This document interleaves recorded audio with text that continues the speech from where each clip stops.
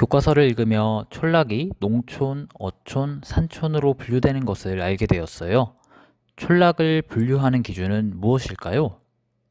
바로 주민들의 생활 모습입니다. 특히 어떻게 생산활동을 하는지가 촌락의 모습에 영향을 주는 가장 중요한 요소입니다. 생산활동이란 우리 생활에 필요하고 원하는 것을 얻는 것입니다. 사람들은 생산활동을 하며 직업을 갖고 그 대가로 돈을 법니다. 그 돈으로 먹고 사는 것이죠.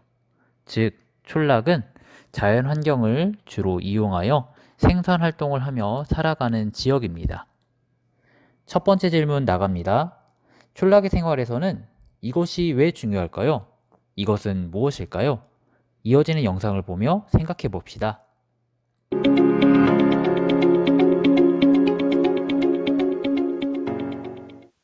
촌락에 대해서 한번 알아보도록 하겠습니다. 바다에서 고기를 잡거나 기르는 등 바다를 이용하여 생산활동을 하는 어촌, 논과 밭에서 곡식이나 채소를 기르는 등 농사짓는 땅을 이용하여 생산활동을 하는 농촌,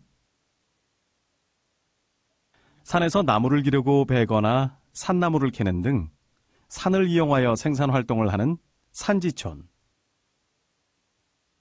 이 세 곳처럼 자연환경을 이용하여 살아가는 지역을 촌락이라고 말하며 어떤 자연환경을 주로 이용하느냐에 따라 촌락의 특징과 이름이 결정되기도 합니다. 들, 바다, 산, 촌락은 주로 자연환경을 이용하여 생산활동, 즉 자연환경을 이용하여 필요한 것을 얻기 때문에 촌락은 자연환경에 영향을 많이 받습니다.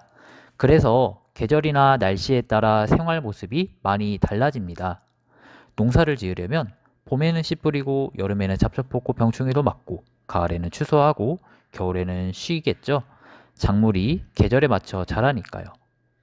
물고기를 잡는 것도 겨울에는 오징어, 봄에는 쭈꾸미, 여름에는 갈치, 가을에는 전어, 계절마다 잡히는 생선도 다르고 태풍이 오거나 날씨가 안 좋으면 바다에 나갈 수도 없죠. 두 번째 질문입니다. 사람들이 촌락에 모여 사는 까닭은 무엇일까요? 역시 이어지는 영상을 보며 생각해 봅시다. 그리고 촌락은 사람들이 모여 사는 지역입니다. 그렇다면 사람들은 어떤 곳에 모여서 살아갈까요? 옛날에는 사람이 한 곳에 정착하여 살아가기 위해서는 물과 농사지을 땅이 필수적이기 때문에 이 두 가지 조건이 잘 갖추어진 곳에 촌락이 생겨났습니다. 그래서 일반적으로 촌락은 산지와 평야가 만나는 곳 또는 평지와 하천이 만나는 곳이나 육지와 바다가 만나는 곳처럼 서로 다른 모습의 자연 요소가 만나는 자리에 위치하고 있습니다. 이런 곳은 대개 물과 농사 지을 수 있는 땅이 있기 때문에 역사가 오래된 촌락이 많습니다. 잘 생각해 보았나요? 사람들이 예로부터 촌락에 모여 사는 까닭. 첫째, 사람들이 살기 좋은 곳은 옛날부터 물이 풍부하고 땅이 넓은 곳이었죠. 이런 곳은 농사 짓기도 좋고 다른 곳으로 이동하기도 좋아요. 그런 곳으로 사람들이 모여드니 자연스럽게 촌락이 만들어졌습니다. 둘째, 서로 다른 자연환경이 만나는 곳이 물과 땅이 풍부하다고 했어요. 그리고 이렇게 서로 다른 자연환경이 모이면 각각의 자연환경의 이점을 모두 누릴 수도 있겠죠. 어느 날은 바다에 가서 물고기를 잡고 어느 날은 논밭에 가서 농사를 지으면 둘 다 얻을 수 있을 테니까요.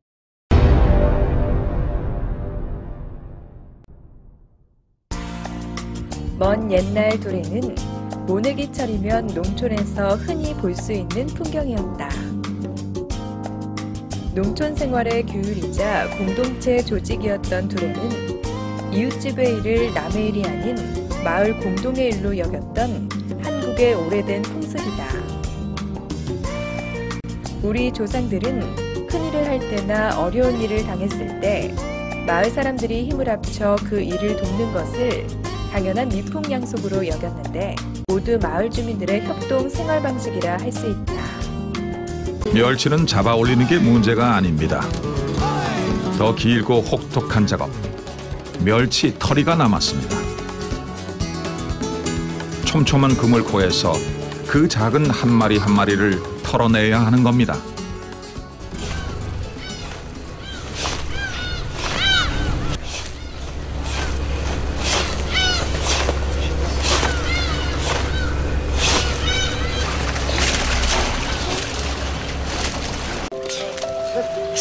온 힘과 정신을 집중해 좋기 4시간. 멸치 자체가 없다면 이 많은 사람들이 다 어디로 갈까요? 멸치 비늘로 범벅이 됩니다. 매일 멸치 비늘로 샤워를 해도 그들에겐 진정 소중한 일입니다. 그리고 촌락에는 사람들이 다 같이 모여야 할 수 있는 일들이 많아요. 쌀 한 톨을 얻기 위해서는 농부의 손을 88번이나 거쳐야 한다고 해요. 마을 사람들이 다 같이 농사를 한다고 하면 월요일에는 나은이네, 화요일에는 수민이네, 수요일에는 준서네 가서 모내기를 다 함께 하면 힘을 덜 들이고 일을 빨리 끝낼 수가 있겠죠. 그래서 촌락은 협동의식을 더욱 중요하게 생각해요. 그렇다면 자연환경에 따라 촌락마다 어떤 생산활동을 하는지 영상으로 더 자세히 볼까요? 그렇다면 각 촌락은 어떤 특징을 갖고 있을까요? 먼저 농촌은 어떤 특징을 갖고 있는지 농촌에 사는 김농촌 씨를 만나서 알아보도록 하겠습니다. 제가 사는 지역은 논과 밭이 많이 있는 농촌입니다. 저희 동네 사람들은 대부분 논농사를 짓거나 밭에 다양한 작물을 재배하여 수입을 올리고 있습니다. 그리고 저희 지역에는 수확물을 저장할 수 있는 창고나 겨울에도 농사를 지을 수 있는 비닐하우스, 농기계를 넣어둘 수 있는 농기계 보관소 등과 같이 농사를 짓는 데 도움이 되는 시설들이 있습니다. 또한 우리 같은 농촌 사람들은 날씨에 매우 민감하기 때문에 수시로 날씨 정보를 확인합니다.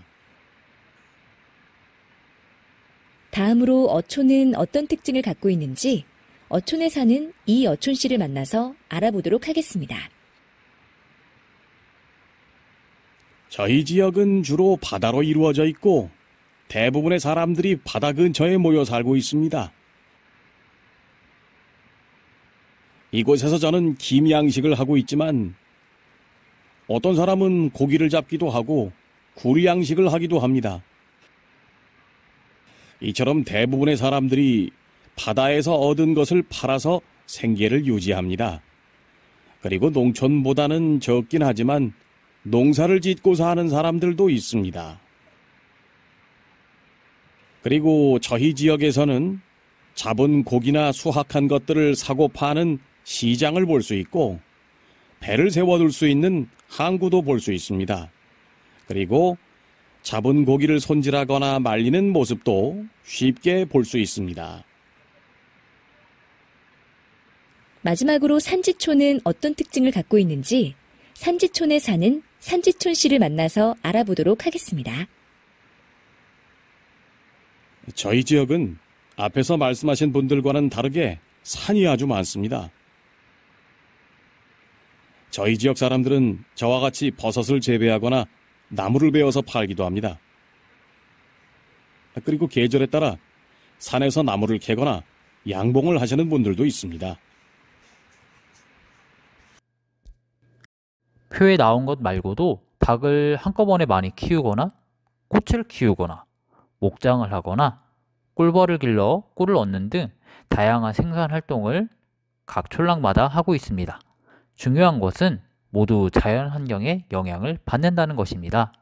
농사농, 농업, 물고기 잡을 어업, 수풀림, 임업, 낱말에도 이미 자연 환경이 중요하다는 그 뜻이 담겨 있어요. 그리고 꼭 어촌이라고 해서 어업만 하고 산지촌이라고 해서 임업만 하는 것은 아니에요. 어업과 농업을 같이 할 수도 있고 농업과 임업을 같이 할 수도 있어요. 다양한 자연 환경과 생활 모습에 따라 여러 촌락은 그 촌락만의 고유한 풍경과 문화를 가지고 있답니다. 다음 시간에는 실제 촌락의 모습을 영상과 지도로 살펴보고 조사해보는 시간을 가질 것입니다.